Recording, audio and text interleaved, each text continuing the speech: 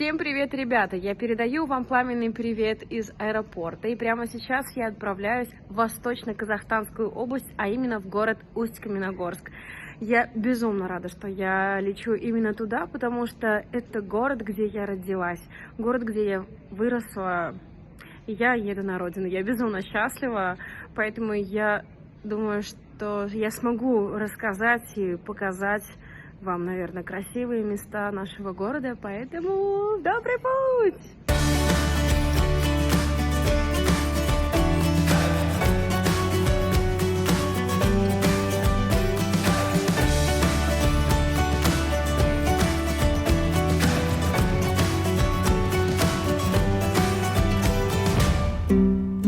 Кухня KZ – это проект, в котором казахстанские знаменитости исследуют разные уголки Казахстана, чтобы найти в них самые уникальные рецепты национальной кухни. Усть-Каменогорск. Город Усть-Каменогорск основан в далеком 1720 году.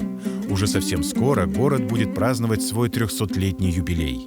В мае 1720 года экспедиция майора Михарева, снаряженная по именному указу Петра I, направилась к озеру Зайсан. До озера дошли благополучно, но дальнейший путь по Черному Иртышу преградил большой джунгарский отряд. Нападения были легко отбиты, однако двигаться дальше не позволил сильно омелевший Иртыш.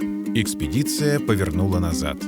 20 августа 1720 года военный отряд русской армии прибыл к месту слияния рек Иртыш и Ульбы, где начались работы по строительству крепости. Этот день принято считать днем основания города Усть-Каменогорска. Друзья, вот мы и на месте. Областной центр Восточно-Казахстанской области. Город Усть-Каменогорск.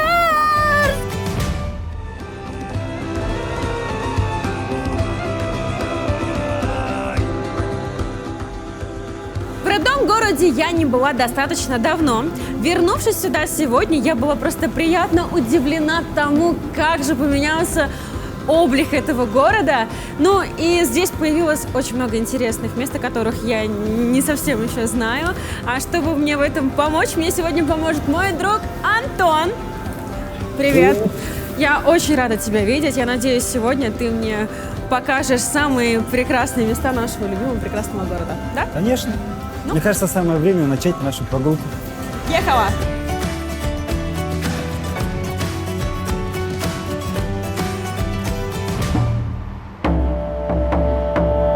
Дворец культуры металлургов был построен в 1957 году. Здание построено в период возвращения к традициям классической архитектуры с учетом достижений современной строительной техники. Это памятник архитектуры, выполненный в стиле советского классицизма. Имеет большое эстетическое и художественное значение. Сейчас мы находимся в Восточно-Казахстанском областном архитектурно-этнографическом природно-ландшафтном музее-заповеднике. Вот так. Это круче даже произнести, чем «Канағаттандыру мағандықтарыңыздан». Ну и интересный факт. В этом парке собрано 5 статуй Ленина, которые были демонтированы в разных уголках нашей области и собраны в одном месте. Усть-Каменогорский трамвай в этом году празднует свое 50-летие. По популярности этот вид общественного транспорта занимает аж 2-е место.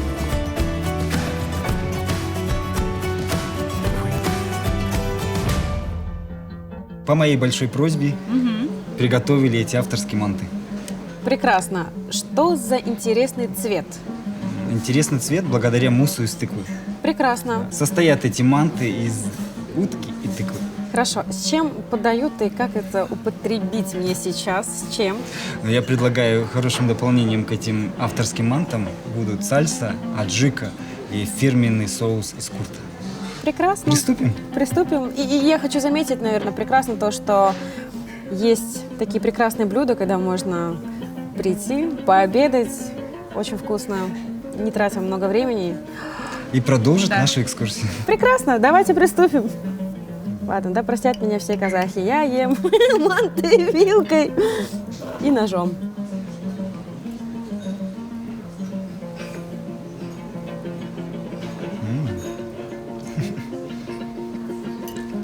Сочные. Вкусно, очень вкусно. Форт прекрасен. Форт это вот... Это Это- можно я вот всё это вот так изюминка. возьму, вот так все вот Да. помажу это все и съем. Запросто. Спасибо. Чертовски хорошо. Нет, это правда очень вкусно. Я не знаю, что сказать, но скажу просто. Спасибо, это очень вкусно. Я никогда еще раньше не пробовала манты из тыквенного мусса.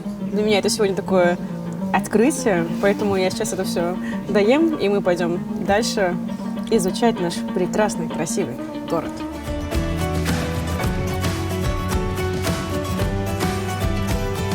Я даже не знаю, ну, мед, например, наш алтайский. Не знаю. шығыстың өзі маралы көп қой, маралынан жеуге болады. Ну, только плов. Плов. Научились готовить. Прекрасно. А вы что мне посоветуете? Я не знаю. Какое блюдо изысканное из Восточного Казахстана я должна попробовать обязательно? Попробуйте бешбармакцев с мясом морала, это очень вкусно. Спасибо вам огромное. Попробуйте мясо моралов. Окей, спасибо большое. Хорошего дня. До свидания. Мясо морала бьет все рекорды. Просто ву!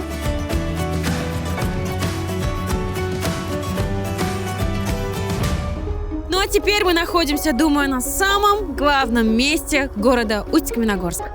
Это мемориальный комплекс Победы, состоящий из нескольких частей, включающий курган, обелиск на пьедестале и вечный огонь. Ну и еще один главный момент, который хочется рассказать про это место. Каждый год, 25 мая, именно здесь собираются выпускники всех школ и прощаются со своей школьной жизнью. Было такое? Конечно. Встречали рассвет Встречали рассвет. и запускали Фонарики. вот так. И пили что? Яблочный сок. Вот именно, яблочный сок.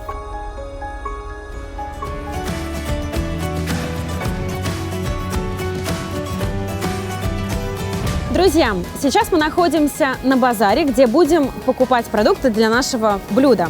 А в этом мне сегодня будет помогать самый главный ресторатор, инноватор Восточного Казахстана Тойбазаров Мухтар Серикович. Спасибо. Здравствуйте. Потому что ты пригласила меня поучаствовать в этом. На самом деле любая гастрономия начинается с рынка. Это 100%. Первым делом все идут на рынок. Пойдем, будем искать продукты. Чернослив нам нужен. С косточкой. Сладкий и кислый сладкий. Сладкий. Положите нам с грамм 200 чернослива сладкого.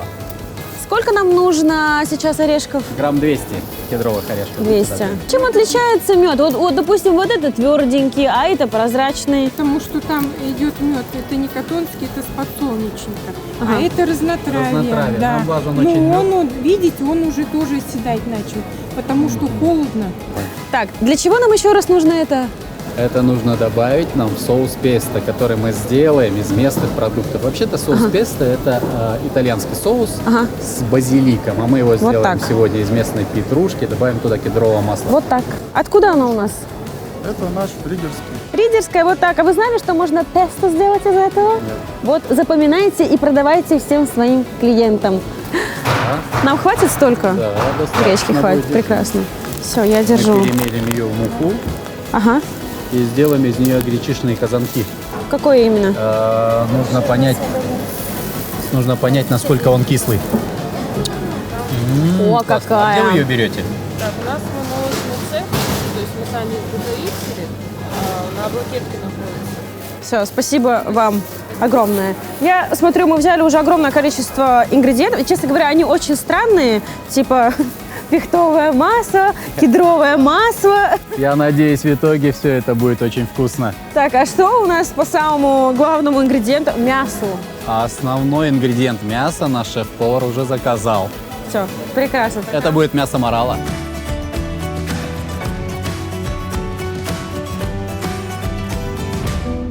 А можно спросить, это вообще, что это за салат? Потому что я впервые вижу такое красивое фешенебельное блюдо. Благодарен Да. тебе за этот вопрос, потому что об этом салате стоит поговорить. Так.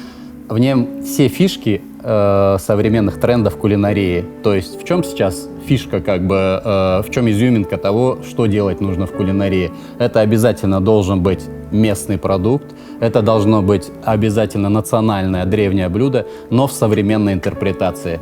И вот если вы на него посмотрите сейчас, это наш курт. Вот ты можешь себе представить тот самый сухой курт, который мы обычно берем, да? даже пробовать. Да, можешь его пробовать. Это наш курт, казахский, национальный, из которого мы сделали нежный мусс.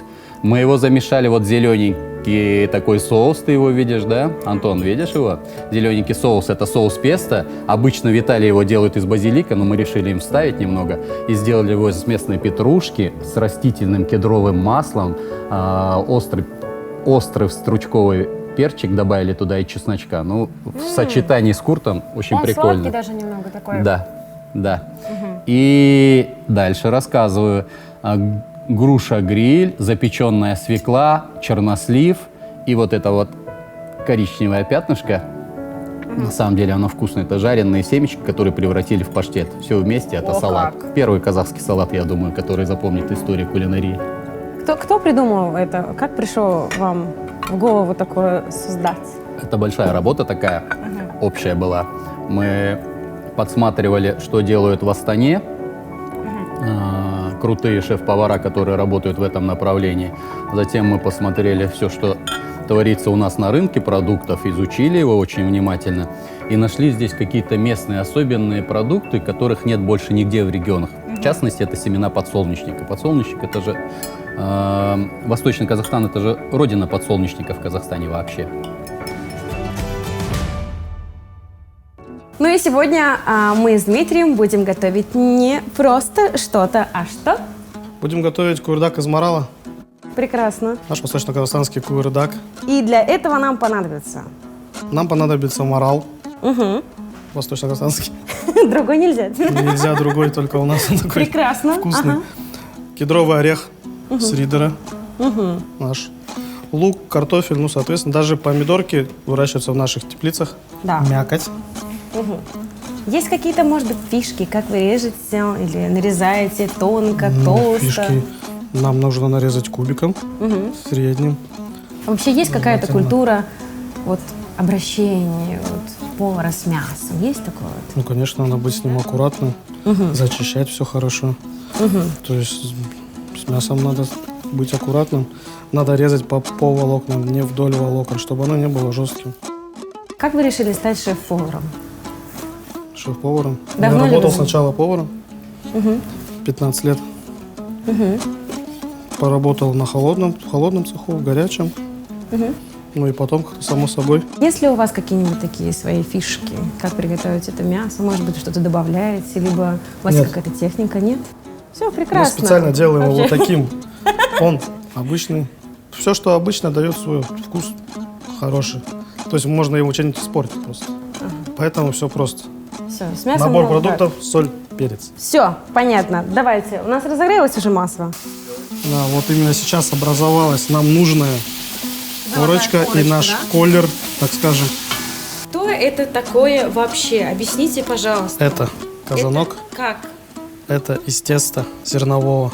То есть у нас тут, кроме гречишной муки, еще добавляется тары. Тара. Да, бидай. Бидай, то есть измельченный тоже. Ну и пшеничная мука.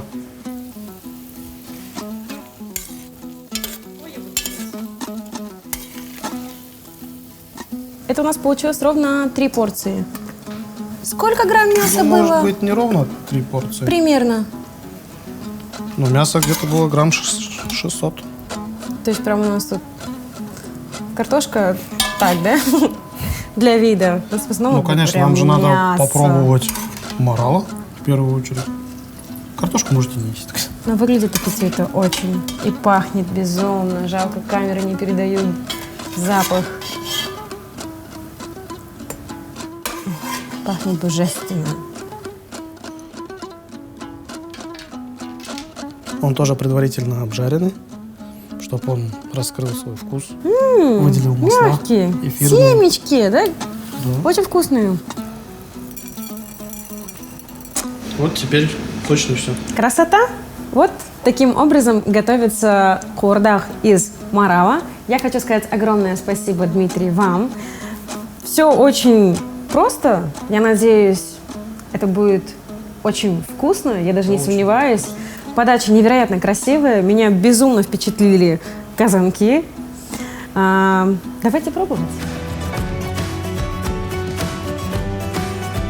Друзья, а теперь мы будем хвалиться дальше.